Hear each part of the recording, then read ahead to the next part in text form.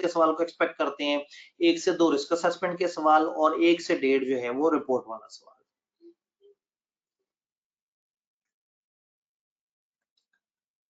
ये एक मजे की शीट है जो हमारे लिए समझना काफी जरूरी है।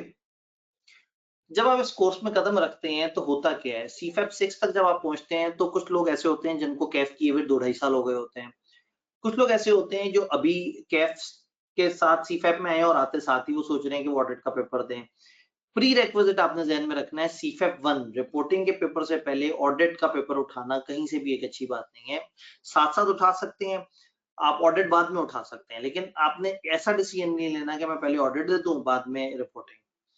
अभी सेशन के एंड पे हम सवाल जवाब वगैरह की तरफ भी जा रहे होते हैं, तो आपके जो भी कंसर्न्स हो आप उसमें सवाल जवाब में भी पूछ सकते हैं, मैं उसको साथ साथ बताऊंगा। इस वक्त मुझे काइंडली फीडबैक दे दें कि आपको स्क्रीन पे एक मैप नजर आ रहा है जिसपे तारीखें लिखी हुई हैं, टॉपिक्स लिखे हुए हैं और कुछ ग्रीन कलर से कुछ मार्किंग हुई भी है। मुझे एक दफा फीडबैक दे दीजिएगा।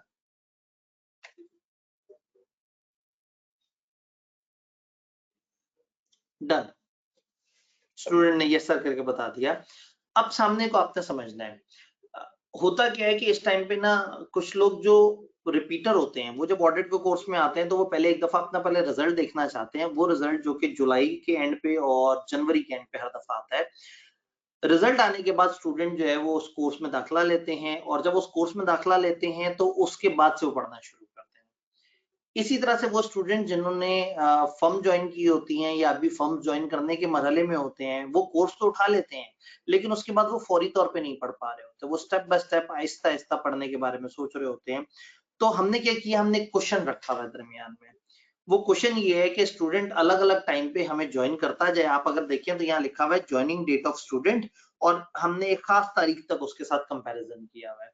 लेफ्ट साइड पे ज्वाइनिंग डेट फलाना तारीख तक जितने भी स्टूडेंट्स आते रहे, हम उन्हें कहते हैं भाई आपका एक ही टारगेट है, आपने कैफ का रिकैप अटेंड करना है। सीफैप की ऑफिशियल एक्टिविटी स्टार्ट होने से पहले पहले आपने कैफ को एक दफा गो थ्रू करना है। क्योंकि सीफैप लेवल पे आके बच्चों को होता है कि मुझे कैफ तो आता है, तो वो डायरेक्टली सीफैप पढ़ता है और कुछ कॉन्सेप्ट उसके कुछ याद आ रहे होते हैं, कुछ नहीं आ रहे होते, वो बहुत परेशान हो जाता है।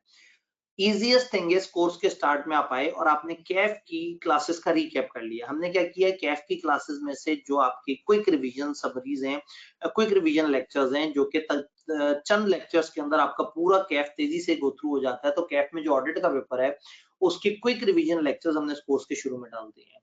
तो इससे पहले कि आप सीफैप लेवल की जंबेलों में पढ़ें, इससे पहले कि आप देखें कि ओपन बुक क्या है, आप एक दफा अपने कैफ को तेजी से रिवाइज कर लेते हैं। क्लासेस की शुरू में आपका पढ़ने का बिल्कुल दिल नहीं होता, क्लासेस की शुरू में आपसे किताबें नहीं उठाई जा रही होती, लेकिन आप अपने आप को हौसला देना चाहते हैं कि मैं पढ़ रहा हूँ। This is the right time कि आप आए, आप उन वीडियोस को प्ले करके देखें। एक लेक्चर आपने देख लिया, सुन लिया, ठीक है, सुन के आप सो गए, आपने कहा चलो मुझे कैफ वाली बात याद आ गई, तो चंद सिलेक्टेड लेक्चर्स आपको नजर आते हैं और उसके अंदर आपका कैफ पूरा का पूरा रिवाइज हो जाता है। तो अगर आप पूरे महीने तक भी ये वाली हरकतें करते रहें कोई मसला नहीं है, क्योंकि यू आर वार्मिंग अप। अगर आप एकदम से मैं एक्सपेक्ट करूँ एकदम से आप कैफ जितना पढ़ना शुरू कर देंगे या कैफ से ज्यादा पढ़ना शुरू कर देंगे, मुनासिब नहीं है। तो हम शुरू में क्या करते हैं, शुरू में 1 मंथ तक के लिए हमने एक पार्किंग की जगह रखी होती है कि जो भी आता जा रहा है वो अलग अलग ज्वाइनिंग डेट होगी, लेकिन वो सब आएंगे यहाँ पाक होंगे और वो एक दफा कैफ की रिवीजन ले रहे होंगे। कैफ की रिवीजन लेने के बाद यहाँ कहानी शुरू हो जाती है ओरिएंटेशन से। जब आप उससे फ्री होंगे तो ये वाली ओरिएंटेशन वहां पे मौजूद होगी और इसके साथ आपने ओरिएंटेशन प्लस 210 220 और जैसे मैंने कहा कि अब ISQM वगैरह उसके लेक्चर्स आपको मिल जाते हैं शुरू में। ये आपका फर्स्ट वीक होता है। फिर नेक्स्ट वीक में आपका ऑडिटर की अपॉइंटमेंट का लीगल पोर्शन हो जाता है। उससे नेक्स्ट वीक में 700 सीरीज की बेसिक, फिर 700 के एडवांस, फिर 500 सीरीज, फिर 500 के साथ 600, फिर 800, फिर कोड ऑफ एथिक्स का पार्ट 1 और 3, फिर कोड ऑफ एथिक्स का पार्ट 2 और 4, और देन रिस्क असेसमेंट 2 हफ्तों में डिवाइड हुए हुए, और देन उसके बाद जनरल स्टैंडर्ड, और फिर उसके बाद अदर स्टैंडर्ड और इस तरह की चीजें होती हैं। और देन इन पे लास्ट मंथ गाइडेंस सेशन होता है जिसमें मैं कंप्रीहेंसिवली पौने 2 घंटे के सेशन में आपको पूरा फ्रेमवर्क दे रहा होता हूँ कि अब आपने लास्ट मंथ में कैसे रिवाइज करना है, किस तरह से अपनी चीजों को फास्ट तैयार करना है, कौन से चैप्टर्स को फोकस करना है और एग्जैक्टली कौन से सवाल लिख के करने हैं।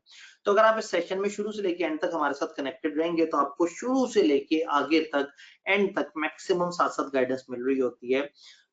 एक स्टूडेंट जो भी नियर पीयर पे आए या एसबीआई पे आए, अगर वो कोर्स लेना चाहे तो जाहिर है सारे के सारे लेक्चर्स उसके सामने अवेलेबल हैं, वो कभी भी किसी भी तरतीब में पढ़ सकता है। बट अगर आप इसे गौर से देखें सामने नक्शे को, तो ये एक वीकली स्केड्यूल है जो हमने आप लोगों के लिए सेट किया है। इस वीकली स्केड्यूल में हमारी ख्वाहिश ये है या हमारी चाहत ये है कि आप इस वीकली स्केड्यूल के हिसाब से अपने आप को ढाल लें। तो अगर आप हर वीक इतना पढ़ेंगे तो ये बहुत ज्यादा वजन नहीं देगा। अगर आप वीकेंड पे एक दफा 4 से 5 घंटे पढ़ते हैं तो this is more than enough, आप उतने में ये अपने उस वीक का टारगेट पूरा कर सकते हैं। तो हमने आपके सारे सिलेबस को वीक्स में तोड़ दिया है और इस तरह से प्लान कर लिया है कि तकरीबन 3.5 सवा 3 महीने के अंदर अंदर आप अपना पूरा ऑडिट का सिलेबस कवर कर सकते हैं। बस शर्त ये है कि आपने पहले रिवीजन अटेंड करनी है, उसके बाद सिस्टमैटिक हमारे प्लान के साथ साथ चलना है। अब ऑनलाइन क्लास का एक मसला ये है कि हम अगर फिजिकल क्लास करना चाहें तो बच्चे आते नहीं है। तो और ऑडिट के अंदर आईएसक्यू 1-2 के अलावा पिछले 1.5-2 साल में कुछ चेंज नहीं हुआ। तो हमने साल पहले रिवीजन क्लासेस की, बिल्कुल इमीडिएट पिछले साल अपने अपने ऑडिट की फिजिकल क्लासेस की और अगेन स्टूडेंट्स का रिस्पांस ये था कि ना होने के बराबर। हमने फिर भी जैसे तैसे करके अपने लेक्चर्स वगैरह रिकॉर्ड किए। तो अब इस वक्त लेक्चर्स आपके पास 2-3 फॉर्म्स में है। एक ये है कि आपके पास जो क्लास की वीडियो रिकॉर्डिंग्स होती हैं वो उस फॉर्म में है। कुछ लेक्चर्स ऐसे हैं कि मैं यहाँ बैठा हूँ, कैमरा सजाया हुआ है और मैं बैठ के स्पेसिफिक लेक्चर्स रिकॉर्ड कर रहा हूँ, वो है। और देन आपके पास लाइव सेशंस है। यानी कि क्या होगा कि किसी भी टाइम पे अगर आपको किसी भी टॉपिक में कुछ भी पूछना होगा तो आपको पीरियोडिकल लाइव सेशंस मिलेंगे। लास्ट सेशन मैंने हर हफ्ते लाइव सेशंस रखे, लेकिन एसपीएम ऑडिट दोनों में से कहीं पे भी हमें बहुत अच्छा रिस्पांस नहीं मिला। सिर्फ कॉर्पोरेट लॉ में हमारे पास सवाल आते थे, लोग आते थे, 2-2 ढाई घंटे तक सेशन चलते थे। लेकिन ऑडिट और एसपीएम ये ऐसे सब्जेक्ट्स हैं कि जिसमें लोग साथ साथ उतना नहीं पढ़ रहे होते। तो लाइव सेशन में ज्यादातर में मैं कैमरा ऑन करके कैमरे के सामने अदाकारी करके चला जाता था, लेकिन बच्चे नहीं आए होते थे। तो दफा हमने फिर डिसाइड ये किया है कि ये एक दफा आपकी रिवीजन खत्म हो जाए कैफ की, तो उसके बाद हर अल्टरनेट वेडनेसडे पे आपके साथ एक लाइव सेशन हो रात 10 बजे। हर अल्टरनेट वेडनेसडे पे रात 10 बजे आपके साथ लाइव सेशन हो। और जब आप वो लाइव सेशन अटेंड करें तो जो भी आपको उन 2 हफ्तों में पढ़ाई में दिक्कतें हुई हैं, आप आए। इस वक्त आप गो टू वेबिनार पे हैं जिसपे आपकी आवाज बंद होती है। हमारे लाइव सेशन हो रहे होते हैं गो टू मीटिंग पे, तो उसमें आपका माइक भी चल रहा होता है, आप सवाल पूछते हैं, मैं कैमरा ओपन करके इसी तरह सामने बैठा होता हूँ और टू वे इंटरेक्शन चल रहा होता है, मुसलसल सवाल जवाब एक दूसरे के चल रहे होते हैं। तो ये सेशन, ये हमारा पूरा एकेडमिक कैलेंडर है।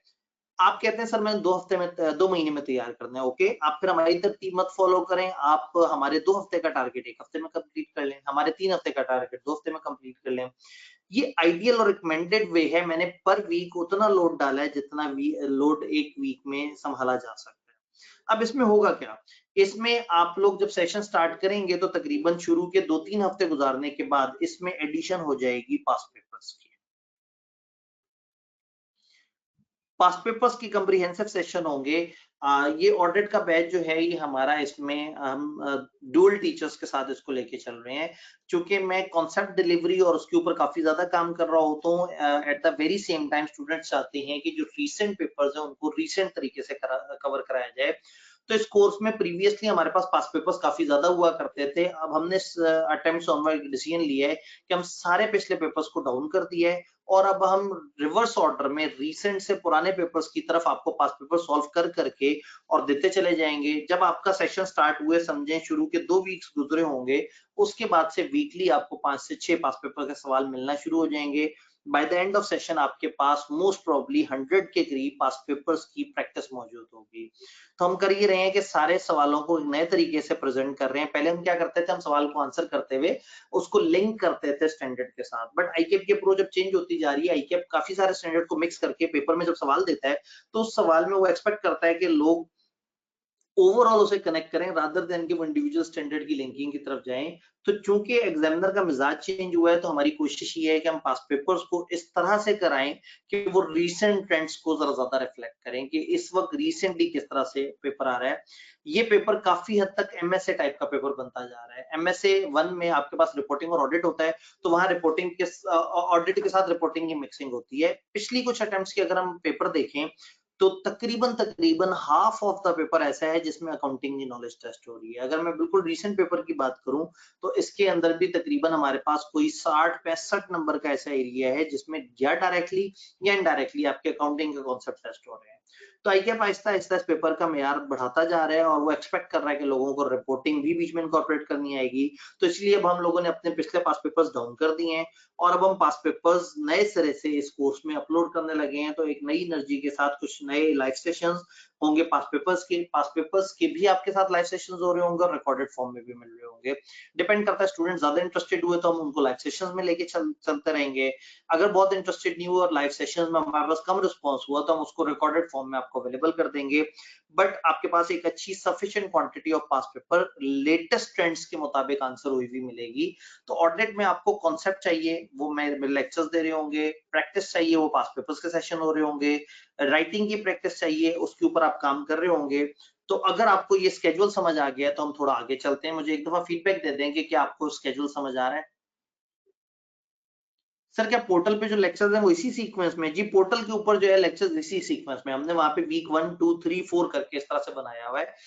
तो आप पोर्टल पे जाएंगे तो आपको एग्जैक्टली इसी तरतीब में चीजें मिलेंगी, लेकिन वहां ये तारीखें नहीं लिखी हुई। तारीखें इसलिए नहीं लिखी हुई कि स्टूडेंट कोई कभी भी आए, तो फर्ज करें एक स्टूडेंट दरमियान में आता है और तारीखें लिखी हुई हैं तो पैनिक हो जाता है कि लो जी मेरे तो 3-4 वीक्स माइनस हो गए। तो हमने वीक 1 से लेके ऑनवर्ड सिलेक्टेड वीक्स के ऊपर उसको स्प्रेड किया हुआ है। यूं समझे तकरीबन 13-14 हफ्ते में हमने पूरे सिलेबस को फैलाया हुआ है। तो स्टूडेंट अगर कहे नहीं जी मेरे पास तो 8 हफ्ते हैं, तो वो 8 हफ्ते में भी उसको तेजी से पढ़ सकता है। लेकिन हम आइडियली मानते हैं कि इतने वीक्स पे अगर कोर्स को स्प्रेड करेंगे तो वो एक अच्छी चीज होगी।